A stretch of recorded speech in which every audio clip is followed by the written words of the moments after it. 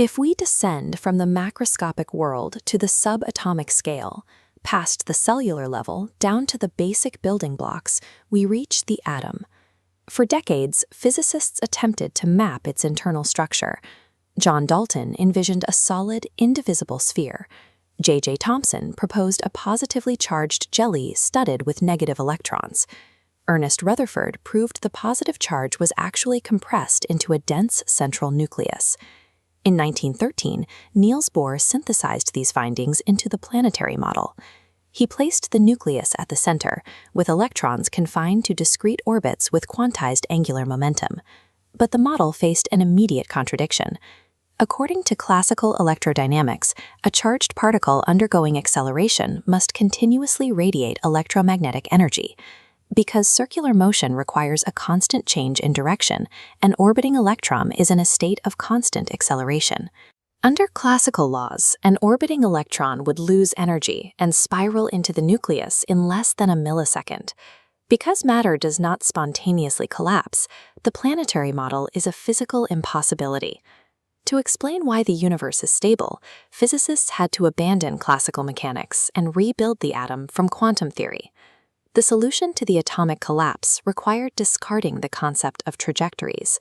In the quantum mechanical model, electrons do not follow a path, they inhabit a probability distribution. Instead of a two-dimensional orbit, the quantum model describes a three-dimensional cloud. The electron's charge is distributed across a spatial region proportional to the square of its wave function.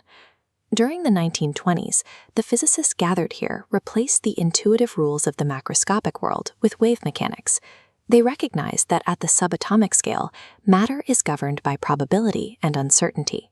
Understanding the physical universe requires us to translate these abstract mathematical probabilities into three-dimensional geometry.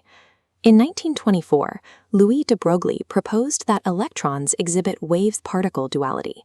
He hypothesized that all matter possesses an associated matter wave.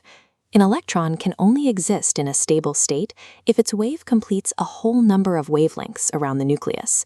This creates a standing wave, a resonance that prevents the electron from spiraling inward. This wave nature introduces a strict limit on what we can measure, codified by Werner Heisenberg as the uncertainty principle. In quantum theory, a localized particle is a wave packet, a superposition of wavelengths restricting the electron's position. To pinpoint it, we compress the packet, but this requires more wavelengths, making momentum and energy increasingly uncertain.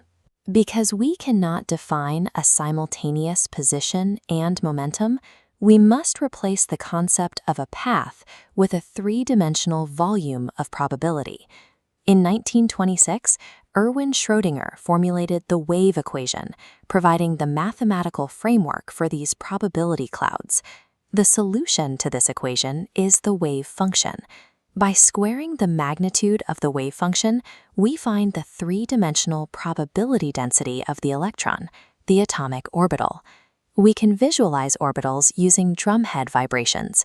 A vibrating membrane forms geometric modes with stationary nodes and oscillating peaks. In an atom, these occur in three dimensions. The lowest energy state is perfectly symmetrical, forming the spherical s orbital. Higher energy states introduce nodes where the electron probability is zero. This splits the cloud into bilobed dumbbell shapes called p orbitals, aligned along the axes. Even higher energy vibrations generate more complex nodal planes, forming four-lobed d orbitals and multi-lobed f orbitals.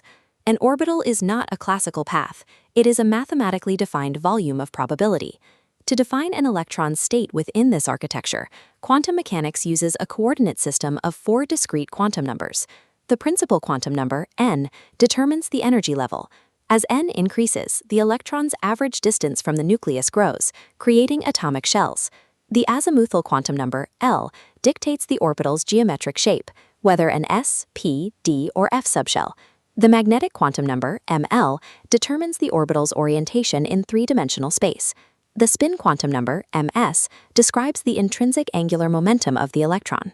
Each wave state holds a discrete spin, either up or down. These four numbers provide the exact address for every electron, allowing us to map the complete electronic structure of any atom. The chemical periodicity observed in this table results directly from how energy levels are occupied. Applying quantum numbers lets us reconstruct elements in order. Construction begins with the Aufbau principle.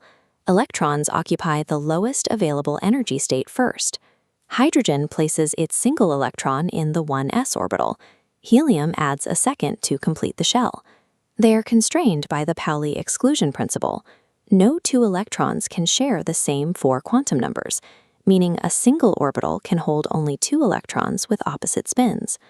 Constructing heavier elements like carbon requires the higher energy 2p subshells, containing 3 separate dumbbell-shaped orbitals.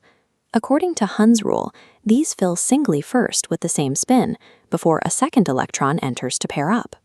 As the inner shells saturate, they become chemically stable. The reactive properties of an element are determined solely by its outermost valence electrons. In an element like iron, the energy levels of the 4s and 3d subshells are nearly identical. The outer 4s orbital fills first, while the densely packed 3d cloverleafs beneath it remain partially occupied. The diversity of the macroscopic universe arises from these simple, rigorous rules of electron filling. When iron atoms cluster, their outermost orbitals merge. These overlapping wave functions allow electrons to flow, creating a rigid metallic lattice. Chemical bonding is the physical result of these shared probability clouds. The geometry of the orbitals determines the strength and shape of every molecular bond. Our ability to engineer modern technology depends on manipulating these specific quantum states. We use the quantized energy gaps between orbitals to trigger photon releases that power lasers. We utilize the spin value to align atomic nuclei in MRI machines. Controlling how these electron clouds overlap in silicon creates the logic gates of our semiconductors. Discarding the childhood image of the planetary atom lets us see the world as it functions. The physical reality of the macroscopic world is the product of these interacting probability fields. We live in a universe defined by the geometric constraints of the wave function.